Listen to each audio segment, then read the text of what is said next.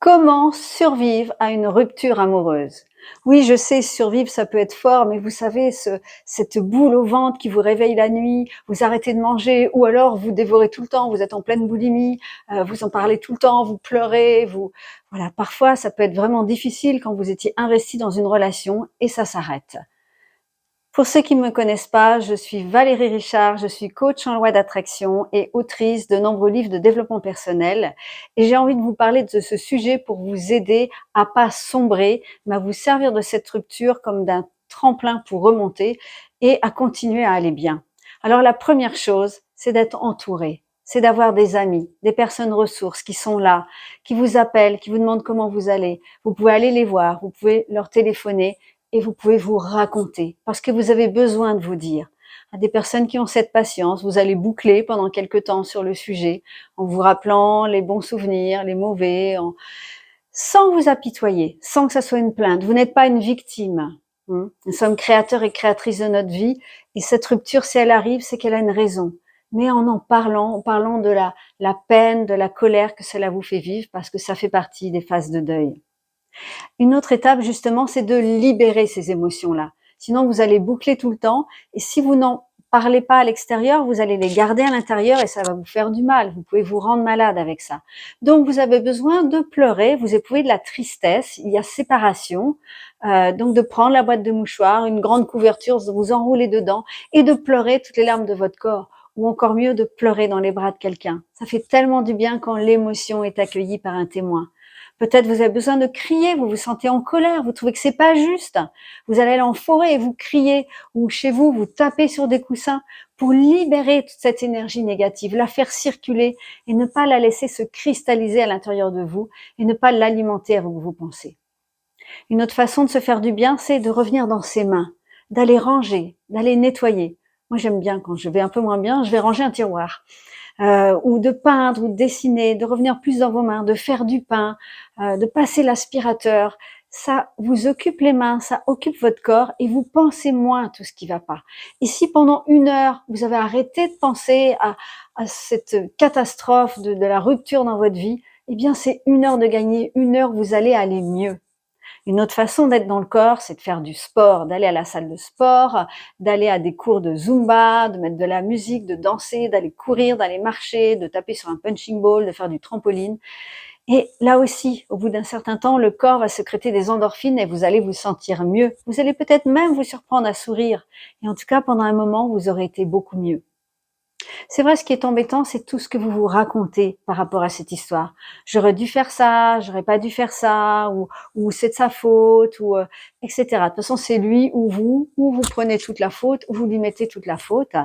Euh, donc, de maîtriser vos pensées, de choisir de continuer à avoir des pensées de gratitude, des pensées positives, et de vous donner des mantras quand vous surprenez à repenser à ça de manière négative, de dire je suis une personne digne d'être aimée. J'attire une compagne ou un compagnon qui m'aime vraiment dans ma vie. Je rencontre la relation idéale pour moi. Et de vous dire ces phrases-là, de vous dire je suis une personne magnifique et de les répéter, peut-être de les dire en marchant et ainsi de changer votre état d'esprit. Et puis, s'il y a eu cette rupture, c'est qu'il y avait quelque chose qui n'allait pas. Alors, je sais, dans tous les couples, il y a des hauts, il y a des bas. Et effectivement, c'est le but d'un couple, c'est d'évoluer ensemble, c'est de trouver des nouvelles façons de faire quand on est en bas, afin de remonter, de continuer à construire. Et à un moment, il y en a un pour qui c'est trop et qui a décidé d'arrêter. Donc, de reprendre votre histoire, et même si c'est douloureux, et de vous dire, comment est-ce que je peux faire autrement la prochaine fois? Quelles ont été mes erreurs? Et de prendre votre part de responsabilité. Pas pour culpabiliser, pas pour vous fouetter, soyez doux avec vous-même, mais de dire effectivement il y a des choses qui me plaisaient pas dans cette relation, la et moi je me plaisais pas. Et souvent, on quitte l'autre pas parce qu'on n'aime plus l'autre, mais parce qu'on n'aime plus la personne qu'on est devenue dans cette relation. Alors, quelle personne avez-vous envie d'être dans cette relation? Qu'est-ce que vous avez envie d'apporter à l'autre? Et sûrement, c'est encore un moyen d'évoluer, de progresser et la prochaine fois d'attirer cette belle relation dont vous rêvez. Et puis, continuez à vous chouchouter. C'est vraiment un moment pour prendre soin de vous. Peut-être vous n'avez pas eu le temps pendant la relation parce qu'une relation prend beaucoup de temps. Vous allez aller vous faire masser, vous allez aller vous acheter de nouveaux vêtements, faire une coupe de cheveux, vous faire un soin du visage, du corps, aller au sauna, aller marcher en forêt, aller au restaurant avec des amis, quelque chose de doux, aller au salon de thé, écouter de la musique, écouter des poésies, faire des belles choses que vous ne preniez pas le temps de faire et qui vous apportent de la douceur. Et tout ça va renforcer l'estime de vous-même parce que je reçois beaucoup de gens en coaching et ce qui est dommageable quand il y a une rupture, c'est qu'on se dit « je suis nulle, j'y arrive pas » et que notre estime de nous-mêmes descend. Ce n'est pas parce qu'une personne ne vous aime plus ou n'a plus envie de continuer une relation avec vous que vous n'êtes pas assez bien. Vous êtes une personne magnifique, vous avez le droit d'être aimé tel que vous êtes. Et peut-être vous rencontrerez quelqu'un d'autre qui vous aimera mieux et que vous aimerez mieux aussi. Donc peu importe ce qui s'est passé, vous avez de la valeur, vous êtes quelqu'un de bien et vous allez retravailler sur votre estime personnelle pour faire attention à vos pensées et ne pas vous critiquer et ne pas vous dire des choses négatives sur vous-même.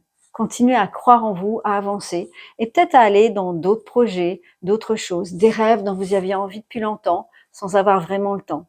Moi, à chaque rupture, j'écris un nouveau livre, par exemple. J'ai hâte d'écouter vos commentaires, comment c'est pour vous, parce que je sais qu'aujourd'hui ça va très vite et il y a des ruptures un peu dans tous les sens, parce que la vie nous demande d'être pleinement alignés avec nous-mêmes. Donc comment vous rebondissez à ça, dans quel état vous êtes.